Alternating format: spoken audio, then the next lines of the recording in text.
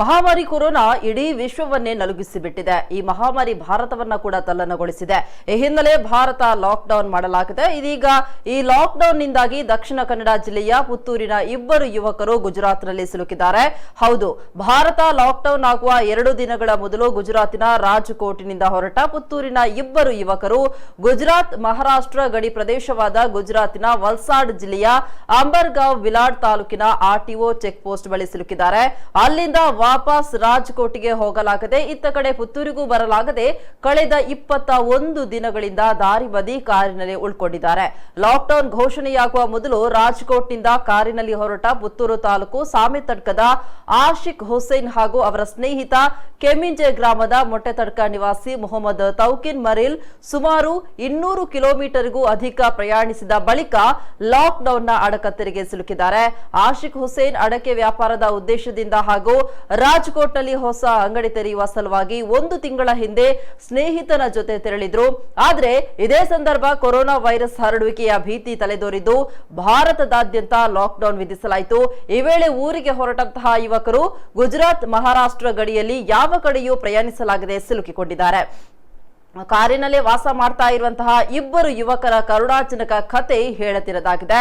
ಸ್ನಾನ ಶೌಚಾಗೃಹಕ್ಕೆ ಹತ್ತಿರದ ಹೋಟೆಲ್ನವರಲ್ಲಿ ಮನವಿ ಮಾಡಿ ಅವಲಂಬಿಸಿರುವ ಇವರು ಆ ರೆಸ್ಟೋರೆಂಟ್ ಅಲ್ಲಿ ಸ್ಥಳ ಇಲ್ಲದ ಕಾರಣ ಕಾರಿನಲ್ಲೇ ಮಲಗುವಂತಹ ಪರಿಸ್ಥಿತಿ ಎದುರಾಗಿದೆ. ದಿನದ 3 ಹೊತ್ತು ಸ್ಥಳೀಯ ಸಮಾಜ ಸೇವಕರಾಗಿರುವಂತಹ ಸೈಯದ್ ಕಶ್ಯಪ್ ಎಂಬುವರು ಆಹಾರ ನೀಡ್ತಾ ಇದ್ದು ತುರ್ತು ಅಗತ್ಯದ ಔಷಧಿಯು ವಿತರಿಸುತ್ತಾರೆ.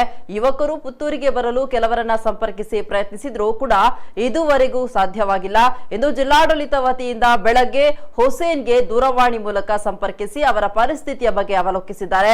ಏನೇ ಆಗ್ಲಿ, ನಮ್ಮ ರಾಜ್ಯದ ಅದರಲ್ಲೂ ಕರಾವಳಿಯ ಇಬ್ಬರು ಯುವಕರು ಸಂಕಷ್ಟದಲ್ಲಿ ಸಿಲುಕಿದ್ದು ಸಂಬಂಧಪಟ್ಟವರು ಆದಷ್ಟು ಬೇಗ ಸಹಕರಿಸಿ ತವರಿಗೆ ಕರೆತರಬೇಕಾಗಿದೆ.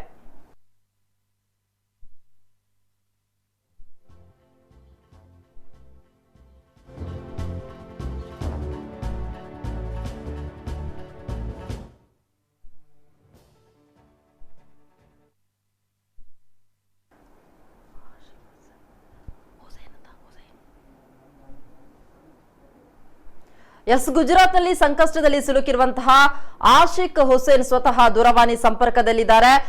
ಆಶಿಕ್ ಹುಸೇನ್, ನಮಸ್ಕಾರ. ನಮಸ್ತೆ. ಓಕೆ, ನೀವು ಮಂಗಳೂರಿನ ಅಂದ್ರೆ ಪುತ್ತೂರಿನಿಂದ ನೀವೊಂದು ರಾಜ್ಕೋಟ್ಗೆ ತೆರಳಿ ಅಲ್ಲಿ ಒಂದು ವ್ಯಾಪಾರ ಮಾಡ್ಲಿಕ್ಕೋಸ್ಕರ ಅಲ್ಲಿಗೆ ಹೊರಟಿರುವಂತದ್ದು. ಈಗ ಗುಜರಾತ್ ಗಡಿ ಭಾಗದಲ್ಲಿ ನೀವು ಸಿಲುಕಿಕೊಂಡಿರುವಂತದ್ದು. ಯಾವ ಪರಿಸ್ಥಿತಿಯಲ್ಲಿ ನೀವು ಅಲ್ಲಿ ಸಿಲುಕಿಕೊಂಡ್ರಿ ಅಂತ? ನಾವು ಗುಜರಾತಿಂದ ಹೊರಟು ರಾಜ್ಕೋಟಿಂದ ಹೊರಟು ಸಾಧಾರಣ ಲಾಕ್ಡೌನ್ ಆಯ್ತು. ಹಾಗೆ ಇಲ್ಲಿ ಬಾರ್ಡರ್ ಅಲ್ಲಿ ಆಗಿದೆ ಒಂದು ರೆಸ್ಟೋರೆಂಟ್ ಪಕ್ಕ ಸೈಡ್ ಪಾರ್ಕಿಂಗ್ ಅಲ್ಲಿ ಹಾಕಿ ಗಾಡಿ ಹಾಕಿ ಅದರಲ್ಲೇ ಜೀವನ ಮಾಡ್ತಾ ಇದ್ದೇವೆ. ಭಾರಿ ಕಷ್ಟದಲ್ಲಿ.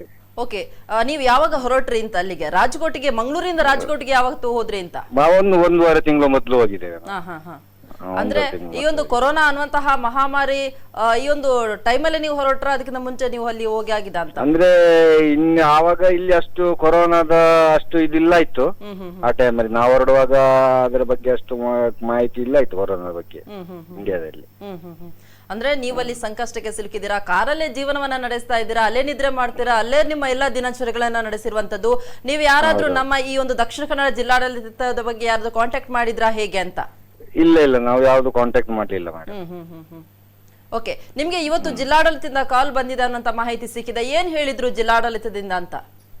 ಜಿಲ್ಲಾಡಳಿತದಿಂದ ನಾವು ಪ್ರಯತ್ನಿಸುತ್ತೇವೆ, ಅಲ್ಲಿ ಊಟದ ವ್ಯವಸ್ಥೆ, ಉಳ್ಕೊಳ್ಳುವ ವ್ಯವಸ್ಥೆ ಮಾಡುವೆ ಅಂತ ಮಾಡಿಕೊಡುತ್ತೇವೆ ಅಂತ ಹೇಳಿ ಒಂದು ಭರವಸೆ ಕೊಟ್ಟಿದ್ದಾರೆ.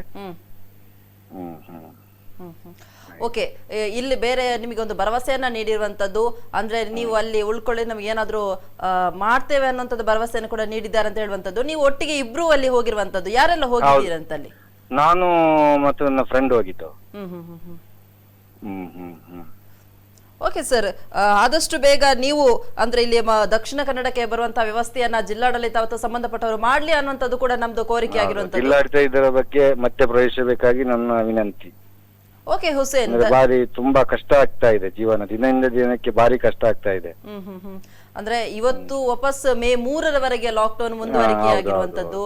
ಅಷ್ಟರ ತನಕ ನೀವು ಅಲ್ಲೇ ಉಳ್ಕೊಂಡ್ರೆ ನಿಮ್ಗೂ ಕೂಡ ಕಷ್ಟವಾಗುತ್ತೆ. ಆದ್ರೆ ಇನ್ನೊಂದು ಕಡೆ ಏನಂತಂದ್ರೆ ಯಾವ ಗಡಿ ಭಾಗದಲ್ಲಿ ಯಾವ ಚೆಕ್ ಪೋಸ್ಟ್ ನಲ್ಲಿ ಕೂಡ ಎಲ್ಲೂ ಕೂಡ ಬಿಡ್ತಾ ಇಲ್ಲ, ಯಾಕಂದ್ರೆ ಕೊರೋನಾ ವೈರಸ್ ಅಷ್ಟು ಒಂದು ಸ್ಪ್ರೆಡ್ ಆಗಿರುವಂತದ್ದು. ಹೌದು ಮಹಾಮಾರಿ ಭಾರಿ ಸ್ಪ್ರೆಡ್ ಇದೆ. ಮಹಾರಾಷ್ಟ್ರ ಸಿಕ್ಕಾಪಟ್ಟೆ ಆಗ್ತಾ ಇದೆ.